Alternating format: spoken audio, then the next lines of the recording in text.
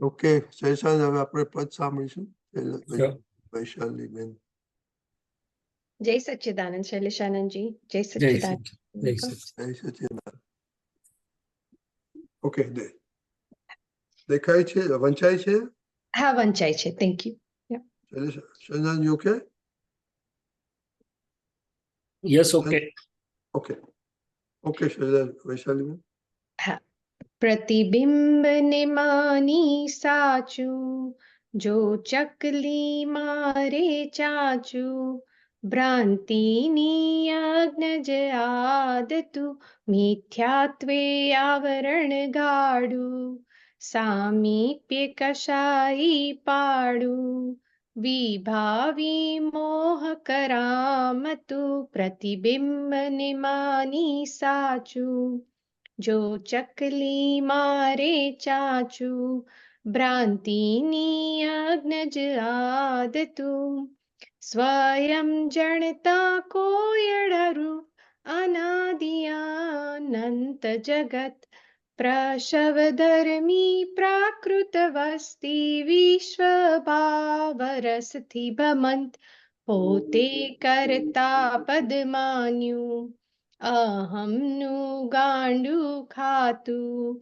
રાગે આ દ્વેષે ચાલતું, પ્રતિબિંબ ને માની સાચું, જો ચકલી મારે ચાચું, ભ્રાંતિની અજ્ઞ જ આદતું, આત્મા જાતે અરીસા જેવો, પ્રતિબિંબે છે જ્ઞેયોને, મન બુદ્ધિ ચિત્ત અહમ કેવા, સ્પંદે જાણીને જોને, જો એક જ પૂદગલ જાણ્યું, મહાવીરે જ્ઞાન પ્રકાશ્યું, સમકીતે સિદ્ધિ જ સારસુ, પ્રતિબિંબ ને માની સાચું, જો ચકલી મારે ચાચું, ભ્રાંતિની અજ્ઞ જ આદતું, અજ્ઞા સડીને ડખાથી ઊભું, વિશ્વ જ નિમિત્ત આદિન, પૂદગલોના સંમેલનને વિસર્જનો એ પર આદિન, શુદ્ધાત્મા સ્વરૂપ સાચું, જો જાણી તદરૂપ રાચું, સ્વભાવી સુખ સાચું, જો ચકલી મારે ચાચું, ભ્રાંતિની અજ્ઞ જ આદતું. જય સચ્ચિદાનંદ. જય સચિદાનંદ. પૂરું નથી અહીંયા. Okay, very good. ઓકે, બહુ સરસ પદ તમારે કાઢ્યું. Very good. આમાં શું સમજવું છે તમે? આમાં એકચ્યુઅલી આ પદ છે ને તે મને એકચ્યુઅલી શીતલનું ફેવરેટ પદ છે મારી બહેનનું, ને એ મને રિમાઇન્ડ કરાવ્યા કરે છે કે જ્યારે પણ વ્યવહારમાં કે બીજી બધી પ્રકૃતિઓ સાથેના ડીલિંગમાં જ્યારે વધારે વૈશાલીની પ્રકૃતિ વધારે ઉશ્કેરાઈ જાય ને, તો એ મને યાદ કરાવે છે કે આ તો એક મિરર છે, તું શું કરવા એની પાછળ એટલું બધું એનર્જી સ્પેન્ડ કરે છે. એટલે મારે આ વધારે સમજવું છે કે આ ભ્રાંતિની અજ્ઞ જ આદતું, એ તો મને ખ્યાલ આવ્યો કે because I've always thought કે this is all about, સામેવાળો મને કંઈ કરે છે. That's the ભ્રાંતિ that we're talking about, right, Shaileshanandji? હા, એટલે ભ્રાંતિની અજ્ઞ જ આદતું એ શું છે કે ભાઈ શુદ્ધાત્મા એટલે ચેતન અને પૂદગલ, મન વાણી કાયા તો પછી બન્યું, પણ એ બે ભેગા થવાથી જે ભ્રાંતિ ઊભી થઈ, તે ભ્રાંતિમાંથી આખો આ બાજુની ગાડી બધી ઊભી થઈ ગઈ. ક્રોધ, માન, માયા, લોભ, રાગ, દ્વેષ, બીજાના દોષો દેખાવા, બધું આખું લશ્કર. મૂળ ભ્રાંતિ કઈ તો કે પોતાનું સ્વરૂપ નતા જાણતા, એટલે હું જ શૈલેષ. ત્યાંથી જ આ બધું આખું લશ્કર પછી ઊભું થઈ ગયું એમાં. એટલે અને ચકલીને કેવું છે કે અંદર આ બીજી ચકલી છે મારી સામે થાય છે એમ, એટલે એને એની પર એટેક કરે છે કે આ બીજી ચકલી મારી સામું કેમ થાય છે. એટલે આપણે વ્યવહારથી જોવામાં આવે તો આ શૈલેષભાઈના જ પડઘા છે, આખું જગત એ મારો પડઘો છે, મારું જ પ્રતિબિંબ છે, મારું જ પ્રોજેક્શન છે. પણ અજ્ઞાન અવસ્થામાં ખબર ના હોવાથી એની જોડે જ લડમ લડી અથડામણ ટકરામણ બધું જ ચાલ્યા કરતું હતું. અચ્છા, નિશ્ચયની દ્રષ્ટિથી જોવામાં આવે તો શુદ્ધાત્મા જાતે અરીસા જેવો પ્રતિબિંબે છે જ્ઞેયોને. હું શુદ્ધાત્મા છું તો આ બધા જ્ઞેયો દ્રશ્યો જ છે, એમાં કોઈની જોડે કશું મારે ભળવાનું મળવાનું લડવાનું વાંધો ઉઠાવવાનું કશું છે જ નહીં, ઇન્ક્લુડિંગ 5 લેખના સંયોગ એટલે કે મન બુદ્ધિ ચિત્ત અહંકાર કહ્યું ને, મન બુદ્ધિ ચિત્ત અહમ કેવા સ્પંદે જાણીને જોને. પણ હવે દ્રષ્ટિ મળી, સમજ પડી છે, પણ હજી જૂનો અભ્યાસ ક્યાંક કામ કરી જાય એટલે પાછું એમાં થોડુંક ફસામણ થાય કે આવું કેમ, મને કેમ, મારું કેમ આવું. એટલે પર ને સ્વ માની લેવાય છે. શું થાય છે? એટલે આ કહેવા માંગે છે કે ભાઈ મિથ્યાત્વે આવરણ ગાડું સામીપ્ય કસાઈ પાડું. એ અજ્ઞાન દશાની વાત છે. પાડું એટલે અહંકાર. તો કે છે કે અજ્ઞાન દશામાં આ બધું હતું અને હવે જ્યારે સમજ પડી તો આત્મા જાતે અરીસા જેવો હું કેવળ જ્ઞાતા દ્રષ્ટા માત્ર છું. દાદા દાખલો આપતા હતા, ઘણા બધા દાખલા આપ્યા એમણે કે ભાઈ અમારે આ મુંબઈમાં વાંદરાની ખાડી કહેવાય, એટલે એટલી બધી ખરાબ સ્મેલ આવે, એટલો બધો આખા મુંબઈનો કચરો અંદર હોય. પણ હવે ટ્રેનમાં કે ગાડીમાં પસાર થતા હોઈએ તો આપણને કઈ ચોટી પડતી નથી એ ખાડી એમ, અથવા તો હોડી સળગતી હોય તો આપણે કઈ જોનારાને ચોટે નહીં. એટલે કહેવા એમ માંગતા હતા કે જો હું શુદ્ધાત્મા છું, અરીસા જેવો જ્ઞાતા દ્રષ્ટા માત્ર છું, ટંકોત્કીર્ણ છું, સમજાઈ જાય આપણને, તો આ ગમે તેવા અંદર બહારના જ્ઞેયો હોય કે દ્રશ્યો હોય એ આપણને ડિસ્ટર્બ કરે નહીં, અથવા આમ કેમ એવું ઊભું થાય નહીં. આપણે નિરાંતે જ્ઞાતા દ્રષ્ટા રહી શકીએ અરીસા જેવા. એ હોડી સળગતી હોય તોય રેવાય અને ફાઉલ સ્મેલિંગ આવ્યું હોય તોય રેવાય, એના જેવી વાત કહે છે. એટલે કે છે એક જ પૂદગલ જાણ્યું મહાવીરે જ્ઞાન પ્રકાશ્યું. પૂદગલ એટલા પૂરણ ગલન થતું, મન વાણી ખાય અંદરનું પૂદગલ, બહારનું પૂદગલ, બીજા જીવોનું પૂદગલ, બધું એક પૂરણ, એક જ સ્વભાવ. એટલે પૂરણ ગલન જેવું પુરાયું એવું ખાલી થાય છે. એક જ સ્વભાવનું મહાવીરે જોયું અને જાણ્યું. એટલે ક્યાંય પછી એને લાઇક્સ ડિસલાઇક્સ રાગ દ્વેષ કશું જ થાય નહીં, નિરંતર જ્ઞાતા દ્રષ્ટાને સંભાવમાં રહી શકે. બીજો એક ક્વેશ્ચન છે શૈલેષ આનંદજી કે એક્ઝામ્પલ આપો એટલે તમને ખ્યાલ આવે કે okay, so I was out of town, હું ક્યાં ગયેલી હતી અને અહીંયા I'll just be honest. So we have a small મહિલા મંડળ. એટલે અહીંયા મારા સાસરી પક્ષ છે ને, એટલે અહીંયા બધા ભજન ગવાય નહીં. તો હું એ ભજનમાં એ લોકો સાથે ગાઉં, પણ કોઈ વાર ના ગાઉં. આ વખતે હું કશે બહાર ગઈ હતી અને હું પાછી આવી તો હું એ પ્રેક્ટિસમાં ગઈ તો every single one of them came up to me, oh કેમ છે. In the past જ્યારે એવી રીતે કોઈ બધા કરે ને તો મને અકળામણ થાય કે આ બધા કેમ મને અટેન્શન આપે છે. I don't want this attention. બધા તમારું કામ કરો ને, એટલું બધું મારા પર એટલું ધ્યાન આપો. તો પછી આ વખતે મને એવું થયું કે ના, તો બધા પૂછે છે સારી રીતે કે કેમ છે, they're concerned. સાચું ખોટું ભગવાન જાણે, એ બધું મારે એનાલાઇઝ કરવાની જરૂર નથી, પણ એ વ્યવહારની રીતે કે છે એટલે જવાબ આપવાનો. તો એ સેમ વસ્તુ મેં આવીને ઘરે ડિસ્કસ કરી. તો the kid's perspective is why you make these stories in your head to try to accommodate yourself in this environment instead of just speaking up and saying that this is not good for me and walk away from it. So meaning like કે કોઈ તમને પજવતું હોય, let's say કે કોઈની નિંદા કરતું હોય ને આમ તેમ બધા બેઠેલા હોય ને, that's not a healthy environment because everybody's talking about each other. પણ આપણે હું એવી રીતે મનમાં વૈશાલી સમજણ પાડે કે કઈ નહીં, એ એમનું બધાનું છે, મારે શું લેવા દે. Kids' perspective is, no, you're in that environment, so that affects you. So you should isolate yourself from that environment. તો કાયમ જ કંઈ પણ વસ્તુ આપણને ના ગમતી હોય કે કદાચ આપણા મતે આપણા માટે ના સારી હોય So you can't always remove yourself from that environment, right? So how do you make sense, or how do you explain this to the kids that it's because when I say it, હું એવી રીતે કહું કે એ તો એમના view point થી જોયે છે, હું મારા વ્યૂ પોઈન્ટ થી જોઉં છું, that they don't buy that.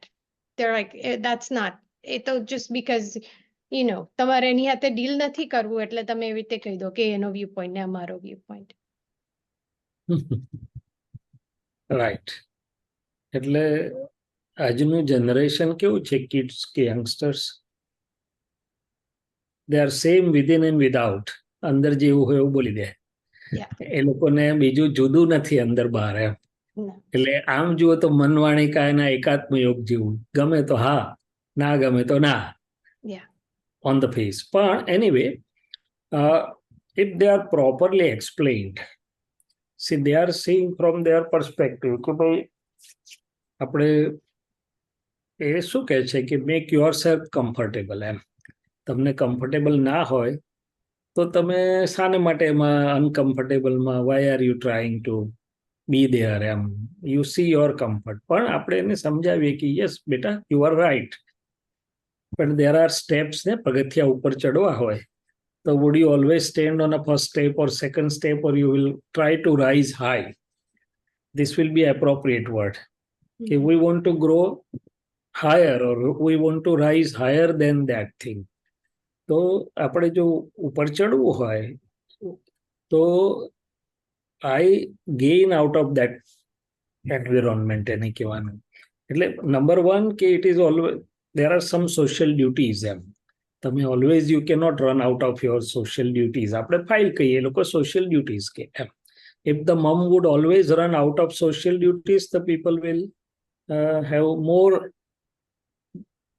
negative feelings. એમ કે ભાઈ જો આ તો બહુ ચડી વાગી છે ને આ તો આવતી જ નથી, કરતી જ નથી ને. So do you want the other people to harbor more negative feelings? Instead, I want to test myself and rise high. અમારા ઇન્ડિયામાં નરેન્દ્ર મોદી છે ને એવું કહે, તમે જેટલી ગાળો આપશો ને એ બધા પથરા પર પગ મૂકીને ઉપર ચડીશે.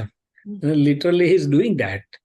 તો કે મમને એવો કશો વાંધો આવતો નથી, હું તો એ બધામાં શુદ્ધાત્મા ભગવાન પણ જોઉં છું અને I am taking it positively, I am trying to rise high. એમ કે ભાઈ હું તો શુદ્ધાત્મા જોઉં છું, રિલેટિવ રિયલ પણ. એટલે સી એ લોકો તમને કેમ કહે છે કે they see you getting disturb. એમ અથવા એ લોકોનું ફિલિંગ એવું છે કે mom is getting affected adversely, negative effect થાય છે અને મમ ટ્રાય કરે છે કે તો પણ હું એમાં રહું.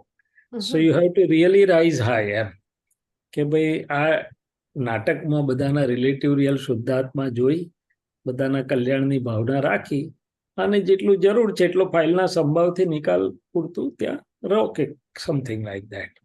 And then you can give many examples કે બધી જે ગ્રેટ પર્સનાલિટીઝ છે એ લોકો એડવર્સિટીથી ભાગી નથી ગયા, પણ they gained out of it, they became stronger. અચ્છા, બીજું નેક્સ્ટ અનધર પર્સપેક્ટિવ એવું છે કે when we have less of inner strength, આપણી inner strength પૂરતી ના હોય, inner understanding પૂરતું ના હોય અને આપણે બીજાની અસર આપણા પર પડે છે, that is stage 1. ત્યારે આપણે સેફ સાઇડ માટે ખસવાની વાત કરીએ છીએ. Stage 2 is કે we have adequate inner understanding, adequate inner strength where we are not affected by others' negative behavior. And that's a state where there is no need to run away. Now stage 3rd is કે બીજાની નેગેટિવિટીની વચ્ચે પણ આપણી inner strength, inner positivity, inner આનંદ અને બધું એટલું છે કે આપણી અસર એમની ઉપર પડે છે. સો મમ wants to rise two that second and third stage. So would you be with me? એમ કહેવાનું. So my dear kids, be with me. કોઈ વાર મમ નાપાસ થઈ જાય તો કઈ વાંધો નહીં, તમારા મમને રાજી કરી દેવાની. So their philosophy is કે if you already know that this environment is toxic, why would you be part of that environment? And the easy way out, I think, I don't know if it's easy, but their thing is you just remove yourself from that environment. And બરોબર છે, ત્યાં નહીં જવાનું, એમ સાદી ભાષામાં. right. Yeah. See, primarily it makes sense. એમની regular દુનિયામાં બરોબર છે વાત, પણ હવે તમારે તમારી જાતને પૂછી જોવાનું કે ભાઈ આ જવું મારે માટે ફાઇલ સ્વરૂપ છે, જવું જ પડે એવું છે કે નહીં જવાથી ફાઇલ વધશે કે જવાથી ફાઇલ વધશે. Yeah. અને જો લાગે કે ના કેટલીક જગ્યાએ જવું પડે એવું છે તો આપણે દાદાને સાથે લઈને જવાનું, Yeah. એટલે તમને વાંધો આવશે નહીં, you will gain out of that. પણ છોકરાઓને સમજાવવા માટે ક્યારે સમજાવી શકશો તમે? When they will observe you કે હવે મમને વાંધો નથી આવતા, મમ્મી ઇઝ સ્માઇલિંગ, જતા વખતે જેટલા સ્માઇલિંગ હતા એટલે આવતા વખતે વધારે સ્માઇલિંગ છે, તો પછી એ લોકો નહીં કે તમને. I think the problem is મારું પોતાનું છે ને અમુક વાર વાણી પર એવું થાય છે કે કંઈ પણ ત્યાં એક્સપિરિયન્સ જે થયો હોય ને તો ઘરે આવીને તમે હા, પણ ઇન્ટેન્શન ઇઝ ઘરે આવીને એટલા માટે કે એના પરથી શીખવાનું મળે, પણ એ નહીં બધું નહીં બાજુ પર. તમારું કશું બોલાય જાય ને આવું હતું આવું હતું, હા હા હા, છોકરાઓ પછી કે તો પછી શા માટે જાઓ છો? Yes, exactly. એટલે એ ત્યાં મારું કામ છે કે બહુ બધું વધારે પડતું શેર કરવાની જરૂર નથી, ત્યાં જે અનુભવ હતો એ અનુભવ હતો. ને શેર કરવા કરતા તમે અંદર કન્વર્ઝનમાં તમારી શક્તિને સમજને ઉપયોગ એવી રીતે ગોઠવી દો કે તમને અડે નડે નહીં, ઉલટાનું તમે એમાંથી પોઝિટિવ લઈને આવો, એમ કહેવા માંગુ છું. યા, પડી સમજણ. જય સચ્ચિદાનંદ. સચ્ચિદાનંદ. અને છતાં છોકરાઓ તો કે તો કહેવાનું કે it's a learning process for me. I say that. I mean, it really is. It is a learning process for me. પણ મારું અને એવું છે કે અમુક વસ્તુ વૈશાલીની પ્રકૃતિને પણ ગમતી હોય એટલે એ કરવા માટે સિચ્યુએશન્સ કે ફાઇલોમાંથી પહેલા એવું બહુ કરી જોયું કે ફાઇલોને અવોઇડ કરી જોઈ, કારણ કે એ મને અનકમ્ફર્ટેબલ ફીલ કરાવે છે, પણ ગમે ત્યાંથી એ પાછું સામે ને સામે આવે જ છે. એટલે હવે એવું થાય છે કે અનકમ્ફર્ટેબલ હોય કે ગમે તે હોય ત્યાં જ મારી પરીક્ષા છે, ત્યાં જઈને અસરો ના થાય કેવી રીતે, આઈ એમ ટ્રાઈંગ કે અસરો ના થાય એવી રીતે ત્યાં એ પરિસ્થિતિઓમાં જાઉં. અસરો ના થાય એનો સારામાં સારો રસ્તો એ કે આપણે અંદરથી આપણો શુદ્ધ ઉપયોગને પોઝિટિવિટી જેટલી રાખવી, રિલેટિવ રિયલ શુદ્ધાત્મા જોયા કરીએ, બધાને કલ્યાણની ભાવના કર્યા કરીએ, આપણું પોઝિટિવ જ નાક કરીએ એટલે પેલું નેગેટિવ ના અંદર આવવાની જગ્યા જ ના મળે. Very nice. એ ભલે ને ગમે તે કરતા આપણે પૂછીએ ને તમારી તબિયત સારી છે ને, હોપ યુ આર ડુઈંગ વેલ, તમને કઈ એટલે આમ તેમ પોઝિટિવ જ એટલું રાખીએ ને. બરાબર, પડી સમજણ. જય સચ્ચિદાનંદ. જય સચ્ચિદાનંદ.